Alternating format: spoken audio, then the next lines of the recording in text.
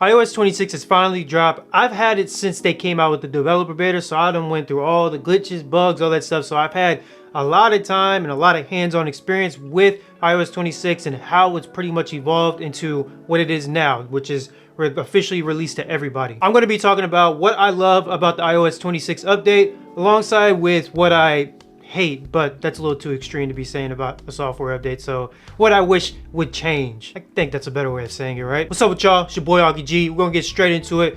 Obviously, the very first thing that I personally like about the iOS 26 is just the liquid design and just the overall feel of your phone. I think this is one of the biggest UI improvements that Apple has come out with. It completely just changes the way your phone looks and feels, and I personally dig it. I know a lot of people didn't like the whole liquid design aspect of everything and how it looks and things like that. That gives them, you know, Android vibes, things like that. But I personally dig it. I think adding that little liquid glass throughout the whole phone, just subtly, it's actually a nice touch. When it first started, everything was damn near like actually liquid glass. Like everything was glass.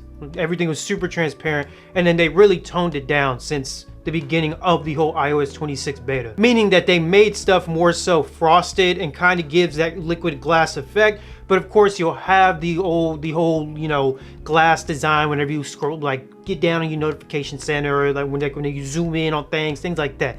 So all in all, they just speculate here and there, but they still give you that good feel throughout the phone, which I personally dig. One notable one that I actually like is the home screen. So if you don't know, with the home screen, you're able to pretty much lengthen the time on your home screen, but most importantly, the spatial scene. Dog, if you choose a good ass wallpaper, so for me, I have an astronaut, and what I did was I just thought of like, okay, the astronaut's right there, and in the foreground you got the mountains and stuff like that, and it did really well to actually detect that the astronaut was right in the front, and then in the foreground were the mountains and everything. So it gave it like this little 3D effect that I think is dope and adds a lot of character to your phone. Personally, I dig it. Now the next thing that I like is Apple Music and what they changed with that. At first I didn't really like the whole auto mix thing, and what auto mix is, it's completely different from the fade. The fade just fades from one song to the other. The auto mix though will take the song that you're listening to, find the best point to which you can transition into the next song, while doing at the same time finding the next song's best part of the song. Does that make sense? So it'll stop the current song that you're listening to a certain point, and it'll transition to the best point into the next song that's suitable for, I mean, you know, the average person, I guess you can say. At first I didn't really like it because I'm like, dog, what am I going to be using this for? But then I just kept it on while I was like making a long drive, and I was like, you know what, this is actually pretty nice. Or whenever I'm out playing tennis or something like that and I'm listening to music, it just seamlessly transitions and you don't have to worry about it. And I actually kind of dig it. It does it nice and seamless. Spotify has come out with their version. They make it more customizable. Apple, they just kept it nice, simple, and pretty much just, I mean, it works pretty good now. I still use it to this day, and I see that it transitions pretty flawlessly, although sometimes it's like, dog, why did you change it right there? You feel me? Another thing that they changed with Apple Music is that whenever there's an animated cover art, and we've been asking for this for a long time, but whenever there's an animated cover art, whenever you go into your home screen and you click that cover art, it makes your whole home screen that animated cover art, which is super dope. I actually really enjoy that. I honestly wish they do that with Spotify, because I do use Spotify, but I kind of transition between two. Don't ask why. Don't ask why. I transition between two. But if they could do that for Spotify, where Spotify has like that little short clip of like whatever the hell they grab from, like a music video or something like that, and put it on the home screen, that would be freaking insane. But I don't think that's gonna happen personally. Phone screening. Now, phone screening, like if you guys have watched any of my shorts, TikToks, whatever the case may be, I even posted a YouTube video about the iOS beta in general. Phone screening, I freaking love, because I hate dealing with spam calls, especially when I'm on my phone and I get a random phone call. I don't give a damn about it. If it's a spam call, I don't give a damn. Now, obviously, it has its caveats, because if somebody's trying to contact you and you don't have their number saved, it's going to deem it as an unknown call. So here's how phone screening works. If somebody calls you from an unknown number that you do not know, pretty much it'll tell them like, hey, yo, Augie don't know you, blah, blah, blah, this and that and the third. What do you need? Pretty much not like that. You know what I mean? You get it. So it'll leave like a little kind of voicemail, but it's not really voicemail. It's more so like a phone screening. So it pretty much say like, okay, I need you to blah, blah, blah, this for this. And then boom, it'll send over to your phone, but you can also view the transcription live, so you can pick it up midway while they're talking. It catches them off guard every time. I do it all the time. The thing I like about that is if it's an unknown caller and it's actually important, they're gonna leave a message regardless. So I mean, I think the whole phone screening thing is nice without, you know, without freaking blowing up your phone while you're on your phone, you get a bunch of spam calls or unknown callers and stuff like that, which I personally dig, and the whole live transcription thing is dope. Now, another thing that I do like is the hold detection. Now, with the hold detection, I've used this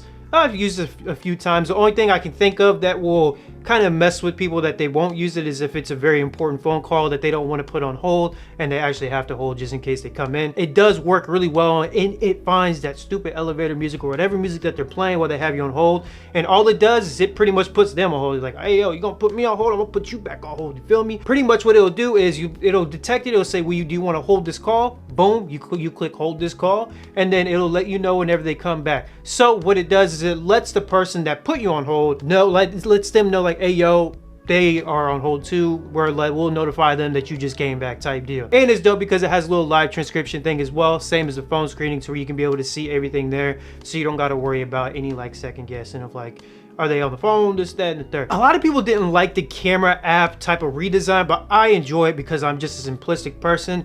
And I mean, honestly, having all that stuff jumbled on there and having to click from like 4K to HD to 2430, 60, things like that. If I'm wanting to change that, I have to just keep clicking it. Now what it does, it gives you photo, video. If you want to change anything like the exposure or anything, you just click on the photo little option on the bottom or click on the video option on the bottom, and boom, it'll change it for you, and it gives you all the options that you can be able to choose from, and just click, click, click, and you're good. Another thing that they implemented, which kind of goes with the whole Apple Intelligence, and I'm not sure if this was before iOS 26, but I just noticed it while I was in iOS 26, is whenever you take a picture of like a bug or a plant or something like that, don't judge me, there's a few times where I looked at a bug, I'm like, what is that? So I took a picture of it. The little AI, little Apple Intelligence thing will do a little thing on the bottom where it shows an eye. I did this with like a freaking caterpillar the other day, and it'll show, okay, this is what this is, and it'll bring it up on your Google or whatever the hell you use, and you can be able to see what it actually is. So I think that's actually super dope for a lot of people who just do like, you know, walking around, they enjoy nature, and they're just curious of what things are.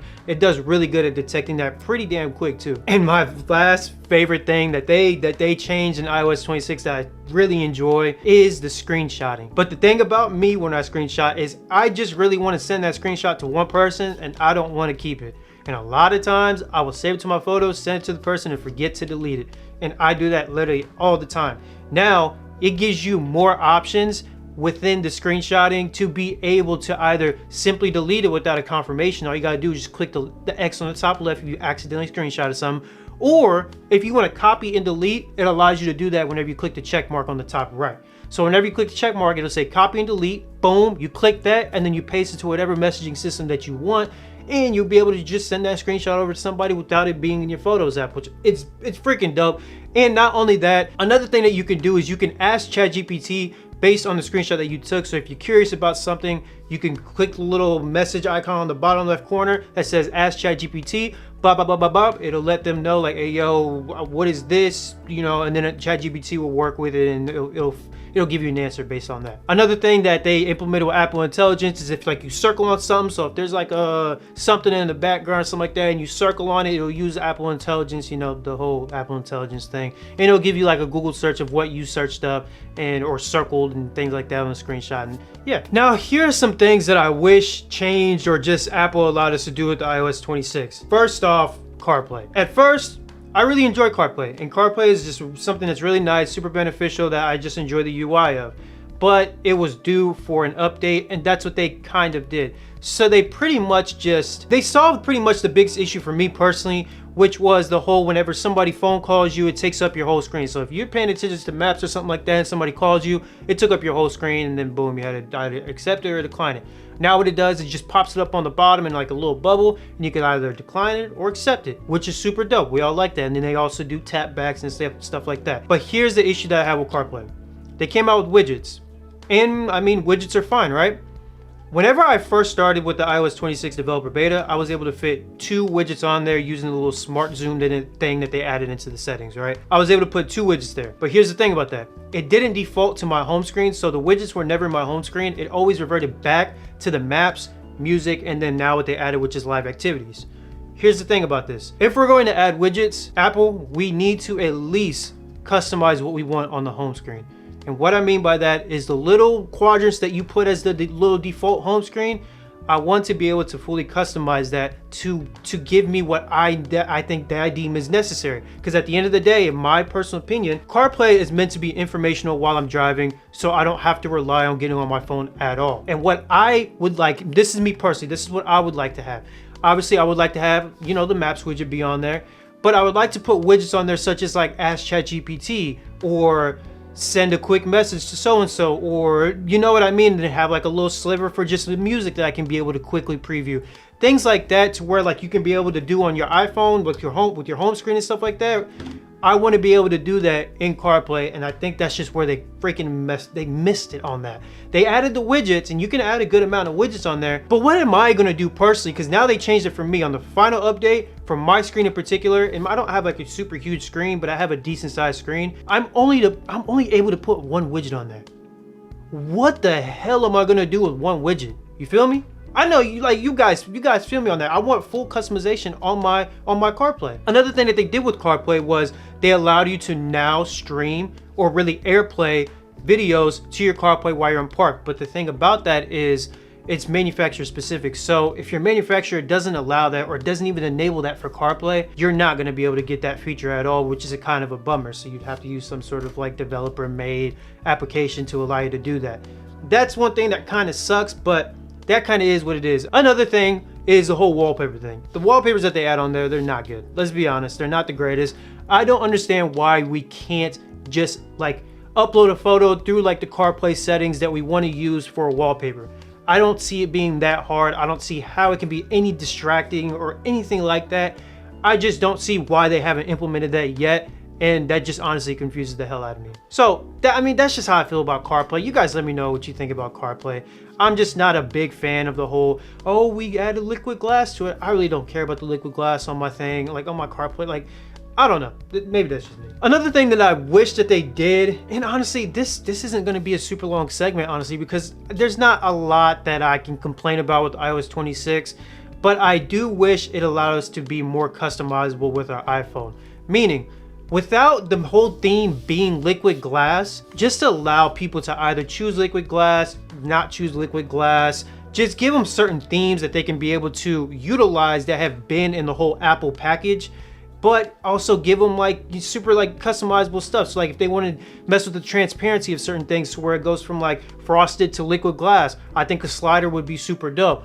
Or if they wanted to use kind of like the iOS 18 like layout with hints of liquid glass. Now obviously I'm asking for way too much because this is Apple that we're talking about, and Apple they want to seem super exclusive with their products, and I totally see that. I see if they want to go one direction, they just want to go that one direction and not have to venture out different ways like Android does, or like Samsung, and you know, just the Android phones, or you know, Atmosphere in general allow you to do, which is add themes to your phone. Simply allowing a person to go back to your previous Apple themes, what I think would be super dope, because a lot of people that are Apple fans, there are certain themes of Apple that they truly enjoy would be like before they even updated to like iOS 18 or iOS 26.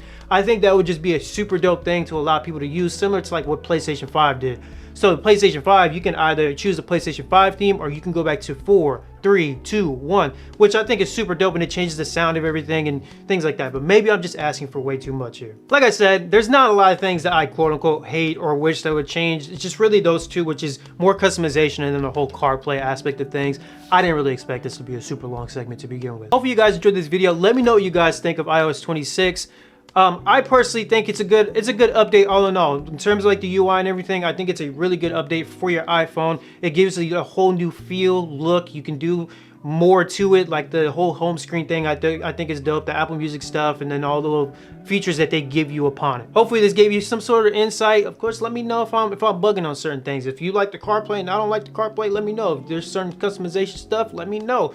I'm always down to hear your guys' personal opinions in the comment section. But hopefully you guys enjoyed this video. Hopefully you guys are enjoying iOS 26 or iPadOS 26. I might make a video about iPadOS 26 because that's something I freaking love. As an iPad mini user, I enjoy it, so that's saying a lot, especially with how big the screen is and everything like that. Per usual, thank you guys so much for taking the time out of your day for watching me on your screen, and we are out. Appreciate y'all for all the love. Road to 1K. We almost there. We're at like 920. If nobody unsubscribes, you feel me? But yeah, iOS 26 is here. It's here.